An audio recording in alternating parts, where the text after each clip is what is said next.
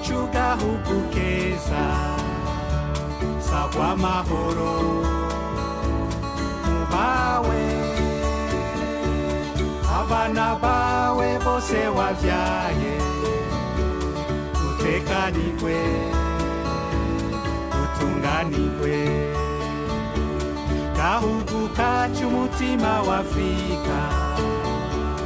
abansi bawe bakanibona waratemvye niwatembagaye iyakuremye irakubona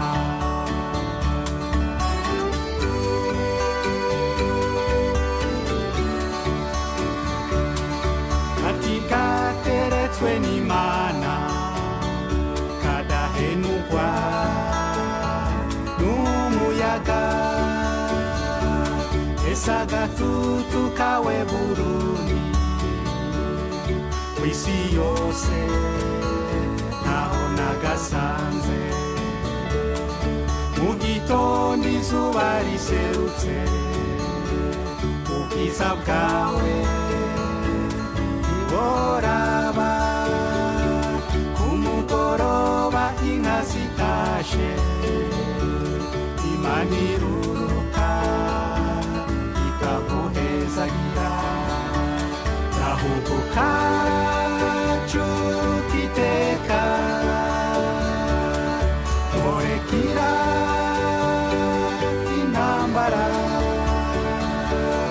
abana bawe bagukunda tuzogusanura tuguteza imbere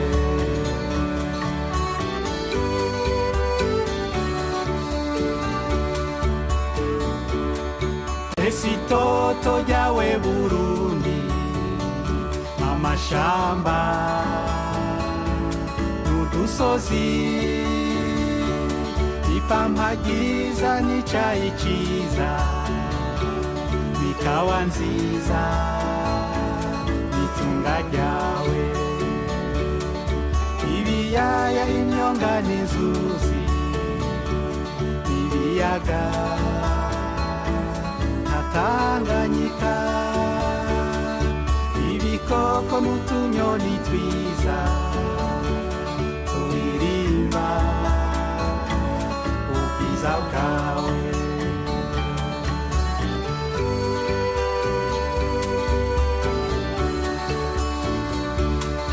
mu gitondo ca kare cane abana bawe nagira ntangure gushimira Imana yo yabanye natwe kuva tuva hano tugana mu gihugu c'ubwami bwa Maroc aho twari twitavye inama yishirahamwe rihuza amanama nkenguzamateka yo muri Afrika mu bihugu by'Abarabu mbere tuba twarongeye ko ibihugu byo muri Amerika y'Amajyepfo iyo nama yari yerekeye ibyo twokwita gufashanya hagati y'ibihugu by'Amajyepfo ibyo twita mu Gifaransa la coopération sud-sud ku kivugo kivuga iby'uruhara rw'amanama nshingamateka na nkenguzamateka canke ayahuza uburere haba muri Afrika mbese no mu bihugu by'Abarabu hamwe no muri Amerika y'Epfo ubwo ruhara mu bijyanye no gushigikira iterambere kuri bose inama rero yabaye ku magenekerezo 15 na 16 muri iyo nama abari bitavye bari bake habaye guhanahana ivyumviro ingene dukwiye gukomeza no gushimangira ibikorwa by'amanama nshingamateka na nkenguzamateka y'ibihugu tuvamwo kugira ngo nanone ducungere na cyane cyane ishibwa mu ngiro ry'amategeko aba yemejwe haba ku rugero rw'isi canke mbere mu bihugu byacu ajanye no gufashanya mu by'ubutunzi no guhanahana ibidandazwa hagati y'iyo migabane navuze Afrika, Abarabu hamwe na Amerika y'Epfo. Ku bijyanye n'u Burundi twaramenyesheje ko icyo baza ubwa mbere ari ugukomeza ibiganiro haba mu bya politike, hakaba guhagarikira umutekano mu turere tugize bino bihugu byacu. Nko mubibona tuno turere twa Afrika, Abarabu, mbere no muri Amerika y'Epfo, ikibazo cy'umutekano kirakunda guhungabana cyane. Ku bw'Uburundi rero aho niho twagerageje kubereka ko iterambere twifuza rishoboka by'ukuri mu gihe amahoro, umutekano mu burere tuba tuvamwo bidakomejwe. Rero abitabye inama tumaze guhanahana ivyumviro barashimikiye ku ruhara by'ukuri rw'amakungu yose n'amashirahamwe na cyane ahuza amanama nshingamateka na Nkenguzamateka. Turabira hamwe ingene hakwiye kuba kubahiriza ukwigenga kw'ibihugu na cyane mu kwirinda kwisuka mu bibazo by'ibindi bihugu nk'uko biri mu masezerano y'ishirahamwe mpuzamakungu. Mbere abari bitavye inama twarasavye yuko intambara iri kibera mu karere ka Israel na Gaza, na cyane ku bijyanye n'ihonyango ry'agateka kazina muntu,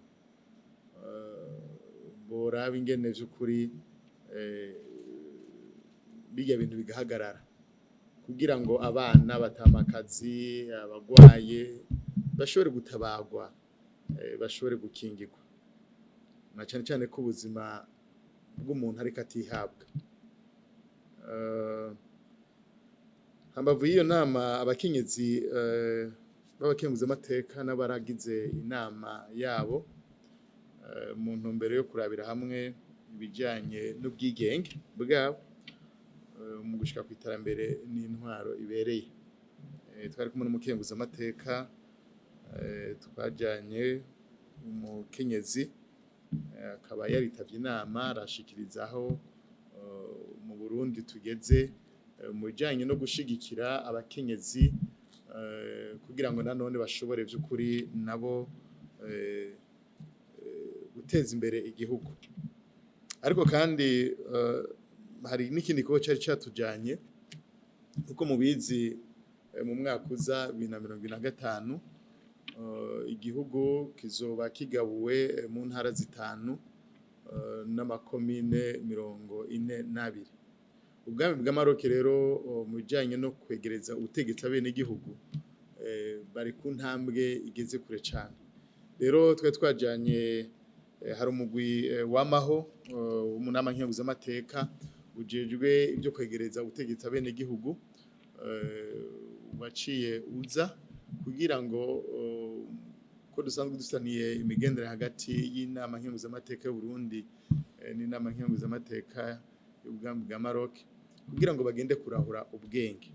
barabe ingene ahandi bitunganye. Tukizera ko urugendo shure barimwo ruzogira akamaro, na cyane ko inyuma y'itegeko